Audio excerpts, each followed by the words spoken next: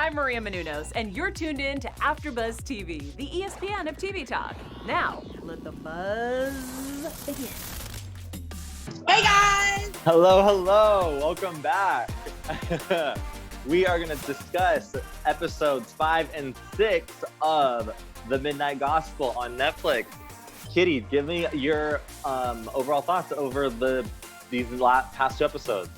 Right, so you know I'm never disappointed. There's never I don't see myself coming into this forum and being like, oh, it sucked ever.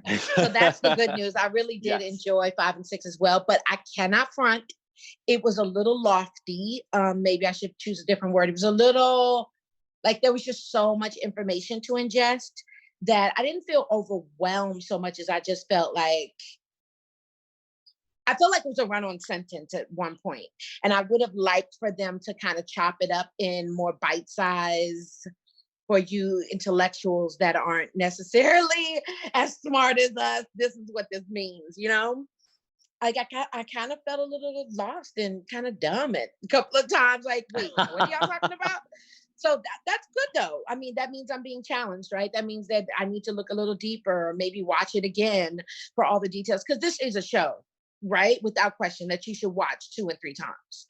That's funny that you say that, because I've been thinking that, like, because right now we're watching it and we're here to like talk about it. Yeah. I kind of want to go through and watch it again in a different mindset.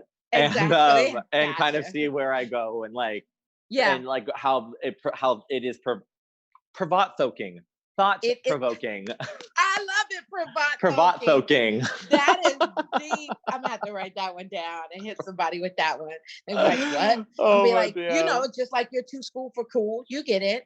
Yeah, I get that. And I agree. You know, I think that this is, but that's what they want, is for, you know, to intrigue and stimulate your brain. So yeah, I think I need to alter my brain a little bit too, and then get back into it. I do want to watch it again, just to get the overall. Same. But I mean, no question about it. I definitely enjoyed it. I was a little like confused about 6, the approach they took, because he didn't go on his a different journey for sure. Yeah, he didn't go on his normal, I'm going to outer space to some different planet. And it highlighted just what you said the last show, which is that he's quite the little dick, isn't he? He's a bit of an asshole. His life is messy, and I think which is, I guess, kind of refreshing to see like a character, right? That's not all put together. In one way or another, like everybody feels like their life can be chaotic, and I think, and it's actually fun, like watching, especially episode 6, seeing like how his simulator was like malfunctioning and causing smoke, and these pie monsters coming out. And it just was like, dang, like it was giving me anxiety seeing how messy his life was. I was like, yes. Dang, but I mean, he brought this all on himself. We talked about this in the last show. He literally ignores everybody, which is so weird when you think, oh my gosh, Cody, is this another aha moment for us? So my assumption, correct me if you think I'm wrong, but my assumption here is that they make his real life shitty, even though he's going to see all of these amazing people that are supposed to bring enlightenment. So it's almost like he is a manifestation of what he's supposed to be learning, but he keeps going out to get these interviews and stuff, not necessarily adhering to what they're teaching or ingesting what the knowledge they're giving him. So it's like, maybe this is a lifelong quest because he's not getting it right? Like he's rude to people, he ignores people. His sister Sarah calls, leaves him a voicemail. He's like, whatever. Like and she even said, if it's about the money, just never mind, doesn't matter. Everybody in his path is literally coming to him, hands out, like, we love you, we accept you, we want you to know about loving yourself and being a best version of yourself. And he's just like, look all I hate you all. So I think this is like, maybe at the end of the season, he'll have, like, to quote the famous Oprah Winfrey, an aha moment and be like, oh, I get it now. Like, this is how I could live. It's a choice. I don't have to be unhappy. I don't have to be, making these choices where I ignore the greater good because I'm so invested in living in this moment. You think? No, I completely agree with you. He definitely, like, there's a lot.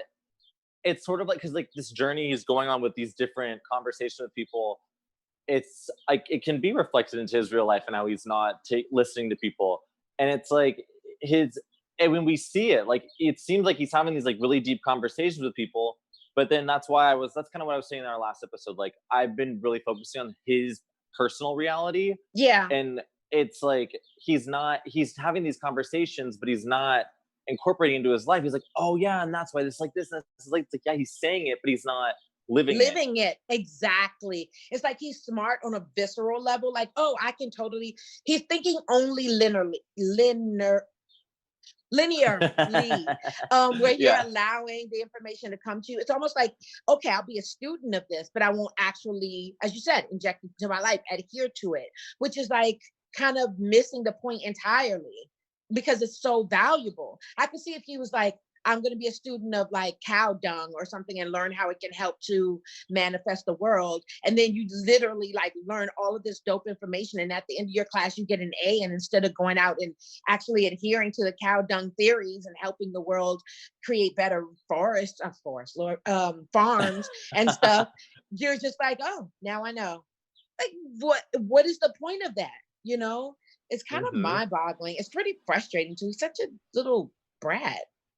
He's kind of a little brat. Yeah. And it's so what I was kind of saying is like how it's like we see that his life is kind of a mess outside of his like podcast world or space cast. Yes. And which brings me to episode 5, Annihilation of Joy. And his computer shoots him, he doesn't even have a choice, just shoots him into or maybe I'm getting mixed up. He goes to the soul prison where people cannot die but are reborn. Right. And when he first gets launched into the prison, we actually see like not all, but 5 or 6 of the characters from the previous episodes like in their prison cells.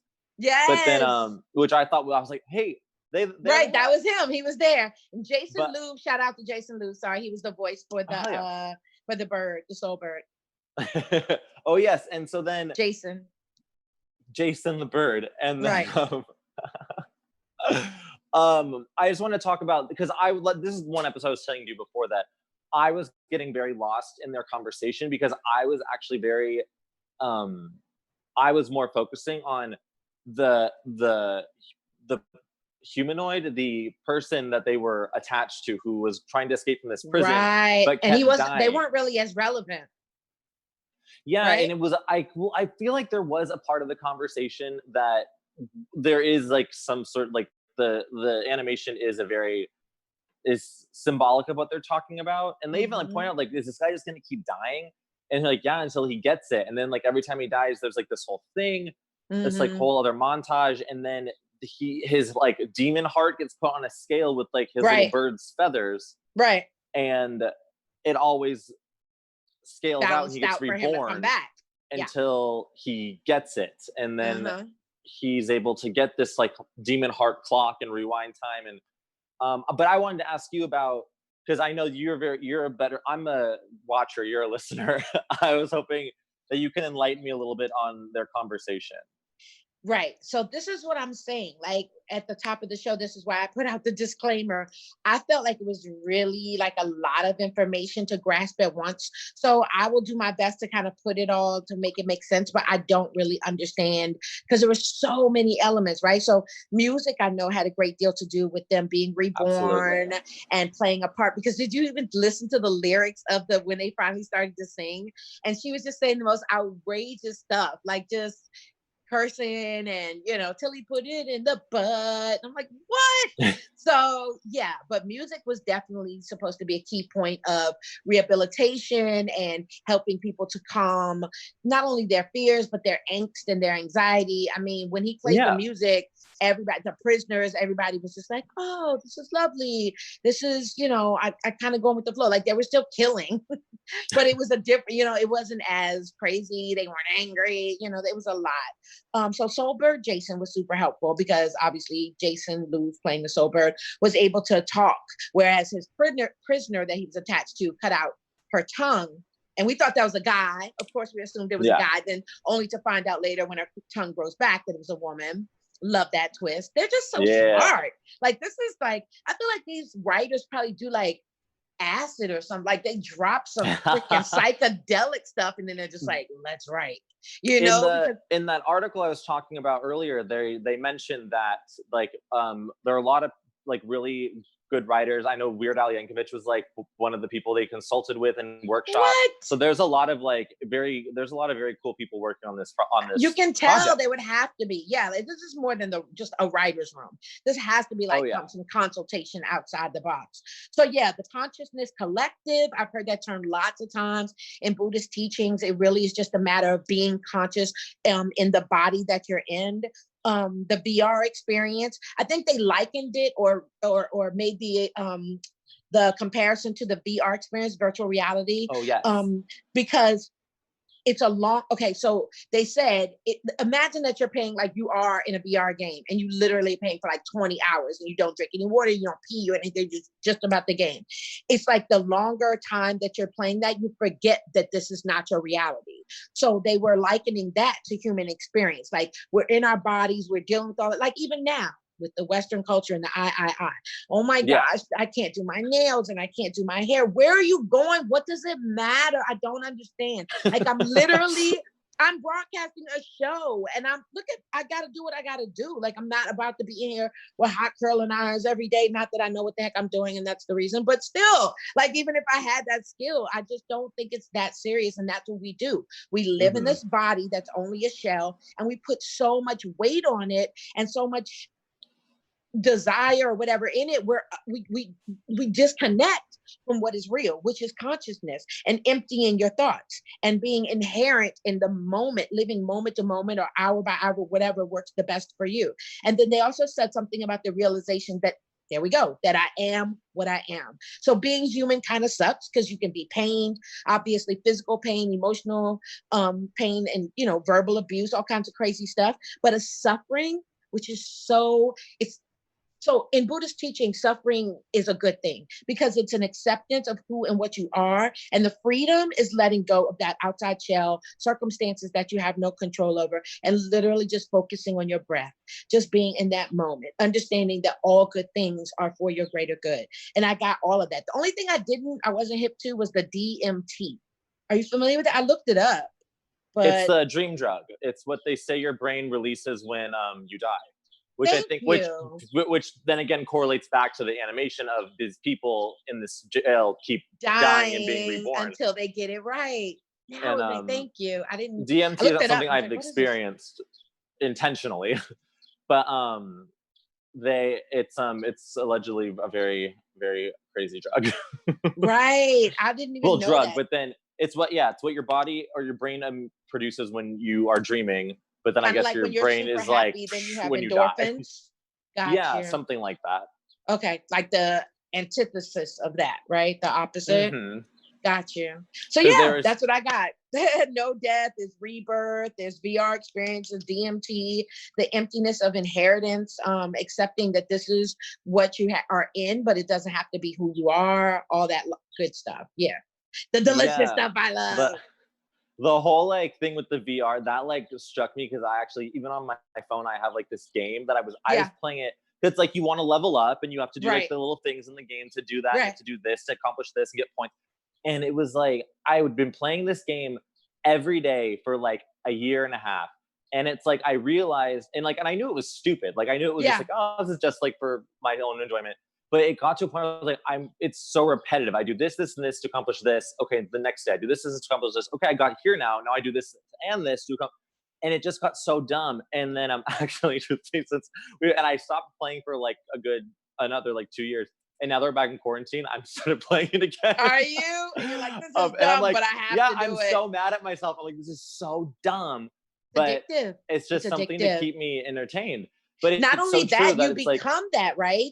When you're in it, you are literally living that life. I'm sure you're not confused, Cody, as to whether or not you're real. This is your reality or not. But just imagine if it was VR as opposed to a game. You're literally watching images that kind of take over your body, right? Well, it's similar because when I first was playing it a couple of years ago and was super into it, it was I would be at work or something, and on my downtime I'd pull it out and just check my stats or whatever, or on my coworker would be driving us somewhere and I would be in the car checking where my characters were, and it's and it's kind of that thing. It's you're taking yourself out of real life to check on something that's not tangible, that's not a real thing.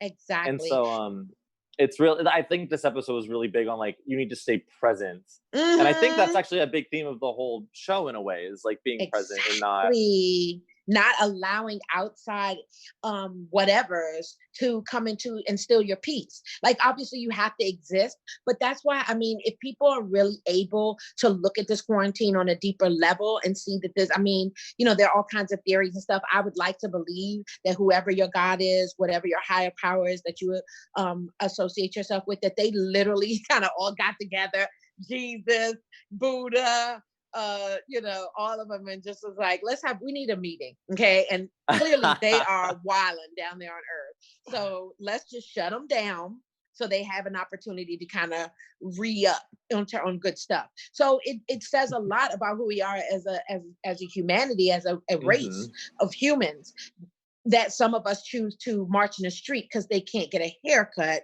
while others of us are like, I think I will get whole. I think I will do more self-care. I think I will make sure that I'm doing daily situations that simulate real life so that I can stay present.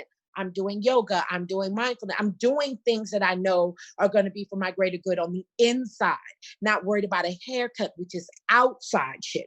None of that shit matters for real. At the end of the day, it's all tangible nonsense. This is only a shell, and the who you are on the inside is imperative to who you become on the outside. And I just think it's so dope. You're right. The whole theme of the show is about mindfulness. It genuinely is about sitting still, listening, and being able to tap into a power greater than yourself. Absolutely. And then going over to like the animation aspect of it, I kind of loved that, because I mean, that's something that I've been kind of focusing on, is like the storyline in his reality, which, let me just say it again. And I just thought it was funny that this episode, or episode 5, started with him being passed out on the ground next to the flower that he threw up on in the previous episode. Right. Because he was drunk. Threw up on my rose. Somebody and not even remembering that he's the one who did it, because he was so drunk. Exactly. And then the episode ends, and he goes back to the flower, and there's like this weird little mouse cult like worshiping the flower, which in a weird way was healing them. Yeah, it is. That's what I was gonna say. It's like a weird. It is kind of weird because it is a magical flower that heals people. So it's like these like lesser intelligent creatures are worshiping this like life-giving plant. So exactly. And knowing that it gives life and can cure. And I don't even think he understood that. Like, he saw it happen, so he must have known, but it didn't seem like he was able to like relate that to making it make sense. Which is funny you say that, because it goes into the whole mindfulness. Like, he's so far up his own butt that he can't even see that like these little living rats or mice are worshiping this thing he brought back that's actually like quite magical and what's the word, unbelievable, and healing. Like, yeah, like you know, another plant that we love so much has amazing healing properties, right? Real talk. Like, you say what you want about the cannabis plant, but THC and CBD are some pretty powerful components that have nothing but healing properties. And so, yeah, I think that it's unfortunate that he wasn't able to see the plant for what it was, although subconsciously he must have like at least understood it a little bit, because drunk or not, he still went out into his front yard and like planted it and, you know, gave it water and said, "You're my favorite plant, I love you," before he like throws up and passes out. But I mean, at least some part of him subconsciously was able to, you know, appreciate that it had some healing qualities. I'm just really sick and tired of him throwing these fits and being mad at his simulator. And at the top of the show too, I wanted to point out, you know how we were always like grasping for what exactly he does? Like, we know he's a spacecaster now, but did you hear on the radio when they first started, it's like, "Hello out there, simulation farmers." So these are people that farm or like produce simulation on the radio. When they first came on board, I was like, let me write that down, because I don't think we know that. Well, that's a perfect like segue into episode 6, Vulture with Honor, because he goes to his neighbor's house, and the neighbor has like a bunch of these simulator machines. Right. And then all sorts of hijinks ensue. Yeah. God. I don't know if I like this one better that he didn't go on an adventure. I would have liked him. I mean, I guess it was an adventure that he went next door and had to deal with that guy, whatever, and his 2 crazy kids. But it was interesting because he's on his own planet, his home planet, I guess you call it. And he still got into all kinds, but that's his thing, right? Like, he's so messy. He's always going to get into something. I thought it was interesting that he tells the neighbor, like, oh, I just moved here. I'm from Earth. Right. So he's from Earth. I mean, I'm sure you noticed the place he's living now is like this, like, it's like ribbons of planet. And he lives on that. So that's something I'm very curious about, is like where he actually is and like what, how that exists. But then, and then, yes, he goes through that whole thing. And then like, what's the guy's freaking name? Which one? Because this is David. Shout out to David Nichtern, Nichtern. He was Captain Bryce. Captain Bryce. That's right. Who takes him on a little journey of like, don't go in these different auras, and that was gnarly. But then eventually his computer sends him to David in the like meditation realm or whatever. And then he does kind of go on his little journey there, which I liked. I did too. At the very end, right? No, yes, you're fine. I'm sorry. I'm interrupting you. I apologize. No, I was at the end of my thought. I was just saying, like, and he has some very down to earth revelations while he's in the meditation zone with David. Yeah, again, that David is a Buddhist teacher. He's a songwriter. He's a composer. So I was surprised that they chose him for this episode as opposed to 5, only because music was kind of the theme for 5. So this guy being a songwriter and composer, I would think would have more of an impact. But I still think it was pretty dope. Don't you love the fact that he wouldn't stop moving? Like, the drawing of David had him just be like looking like he was made of water. He just kept being like, hey guy, I'm good, with his hands in his pocket, with his socks on, with no shoes. I love that. I love Sheriff Octopus. That's who he became, right? When he got shot into space.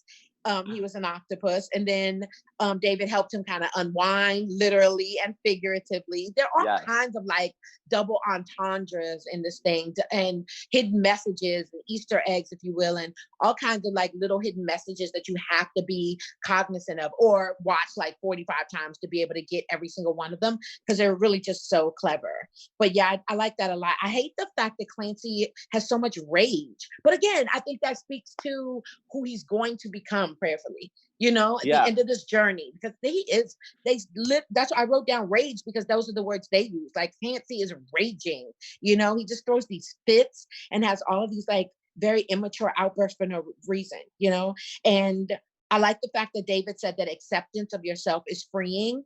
And I love, don't you love at the end? What's our theme? What does he always bring back with him? Oh, the shoes, and he got the little tiny ones. Weren't they cute? I love them. The high tops. I love it. That was so great. There has to be some symbolism. There has to be some meaning behind it. They're being itty bitty baby shoes, but they're named hype. Hype is like over the top. To hype somebody up is to get them lifted, to get them. Woo! Almost lost you. Sorry. To get them. Like you have a hype man on stage if you're a rapper, right? Oh, absolutely. And I feel like the shoe, and I've been actually, the shoes have been a topic of ours. And I feel like they're not to sound, this might be really cheesy, but I feel like it's him walking in other people's shoes and like helping him on his journey of growth. Even though he doesn't adhere to them. No, but that's why he keeps the shoes, to remind him of his journey. And maybe he'll maybe we'll get to that point. Maybe that's my prediction. No, I love it. What do you think hype symbolizes? Why is there hype written on the side of them? I think it's about people hyping him in a way, because like you were saying before that there are people who are trying to like be supportive, or maybe I'm getting it mixed up. No. Everywhere he goes, people try to support him and help him learn something new, not only about himself, but about the universe and about relationships and all kinds of stuff, death, drugs. I mean, we've tapped into a whole lot of subject matter, still waiting for that sex. But yeah, all of those things have come to fruition. So maybe that is the purpose of the shoes. The 1 shoe, then the 4 shoes, then it's obviously, it means something. I can't wait till it's revealed though. Right. It's gonna be pretty cool. Or maybe it never is. I'm gonna have to watch the podcast about the show. That was another thing from the article. So the podcast is like 300 plus episodes, and they had to like go and he had to go through and pick for himself which ones that he wanted to use for the series. And he picked ones that he thought had good, like the conversations were good messages about light and love and enlightenment and acceptance and things like that. That sounds awesome. But you know what? I was saying there needs to be a podcast of the show that's based on the original podcast, just so it can break down a little bit of like shoes, for instance. You know what I mean? Clearly, they're supposed to mean something, but I'm just not clever enough at this moment to decipher that. So I would love some insight about what that means. There's a lot to wrap our heads around, and I think it's a great show. I think an altered state of mind, like we said, will in a second round we'll get it. We'll get there. We'll get there, right? I have to reiterate. I hope this doesn't sound like a whiny move, but I mean, it just would have made me so happy to be a part of this show. I can't say that enough. Like, I would have played whoever. I would have been one of those stupid cows that he decided. Remember when he told him, like, you have to harvest the cow and then you have to he's like, yeah, screw that. I'll just go steal from my neighbor. Like, he's just such a little dickhead for no reason. He literally passed by 20 cows to get to his neighbor's house. Like, dude, you could have just... Anyway, he's interesting. He's definitely a character. And I would love to like been a neighbor or somebody on a planet or something. Or even like the chick that got her tongue back. That would have been cool. Right? Oh yeah. Apparently I think it's that's especially in like the last 2 episodes and the next 2 episodes where I think there's gonna be a lot more musical elements. Oh yeah? Yeah. Nice. I'm telling you, that one article I read, I feel so like... I know, you gotta send it to me. You didn't send me the link yet. Oh, I'll double check. I thought I emailed it to you, but I'll double check again. No, you might have. I thought I was waiting for a text. Either way, sorry people. We just want to make sure we're on the same page so you can be more informed when we're talking to you guys. Yeah. I enjoyed everything about the show. And I'm glad that we are able to like merge our visions together, right? Because that's automatically like I'm watching it. Obviously, I see all that's going on, but every time they open their mouths, I'm just like, ooh, it's like jewels are being dropped. I need to pay close attention to what they're talking about and how it all relates. So yeah, I love the theme. It's going to always be living in the moment, being spiritually awakened, allowing yourself to see the greater good in life in general and yourself and all that. And I love that they sometimes, do you feel like every show they choose a theme to go along with that though? Because I don't, like music was 5, but I can't really say what 6 was. Or like, you know what I mean? Like the very first one, Dr. Drew, was drugs, definitely. You know what I mean? No, oh, absolutely. I agree. 6 was definitely just a different setup than the rest of them. But maybe as simple as meditation. I don't know. Yeah. But, because the meditation thing, that's where he said, it was, again, it just went along with the lines of like being present. And he was like, instead of worrying about where you need to be or need to go, like don't, and then just stay where you are or something. Those are not the words, but that was kind of he's like, that's not verbatim, but you know what? I do have a verbatim phrase, a mantra that I use quite often when I'm kind of in an angst about being at the next level of my career or not. I should have already had these things at this age. And you know how we do that to ourselves and like beat ourselves up and I should have been better and I should have this, that, and the third. You are exactly where you're supposed to be. As contrived and corny as that sounds, is so real. And then the kicker is, and my mom told me that like when I was a child. And then the funny part, the kicker is she always says, because if you weren't, you'd be there. And I'm like, okay. But I was a teenager, so it just sounded stupid as hell, right? So now, 20 years later, she's right. If I was supposed to be in a different space, that's where I would be. You know, whatever choices I'm making now, prayerfully, will be indicative of where I'm going. And whatever choices I made back then were indicative of where I am now. But where I'm supposed to be, I don't determine that. I make choices and I make prayerfully good ones, but it's all about the universe and like really just embracing what is. When you think back to like when you were 16, doesn't that just seem like a chapter of your life? It's just like, damn, oh my God. Right? But isn't it so glorious? Even if it was bad, you're just like, I lived that shit, huh? Like that was really my life. Like I really was doing that crazy mess or good mess or whatever it is. That blows my mind. Like if I see somebody on Facebook that I like went to junior high with, I'd be like, damn, we really did cut school together, huh? Like, you know what I mean? It's just it is weird. But then 10 years from now, prayerfully, I'll be looking back at this time like, yeah, I made those choices that enabled me to be here or there or wherever the hell I'm going to be. But we are where we're supposed to be. Otherwise, we'd be someplace else. Right? Yeah. And so we're going to be, and where we're supposed to be, we'll be back here again in a couple hours at 6 o'clock, I believe, to do episode 7 and 8. But before we go, Kittie, where can they find you? Please continue the conversation. I would love to have some enlightening banter. On Twitter, I am Kittie Meow. And on IG, I am KITTIEKABOOM, Kittie Kaboom. Check me out. Boom. And I'm Cody _Epp. And on Instagram, I am Cody Epp, CODYYEPP. And we will see y'all again at 6 o'clock. Thank you so much for watching and for listening. Thank you guys. Our founder, Keven Undergaro, and me, Maria Menounos, would like to thank you for tuning in to AfterBuzz TV. Remember, we're not just the first, we're the biggest in the world, and we're the only destination for all your favorite TV shows. Whatever you crave, we've got it. So go to AfterBuzzTV.com and check out our lineup. Buzz you later. The views expressed herein are those of the hosts only and do not necessarily reflect the views of AfterBuzz TV or its owners or principals.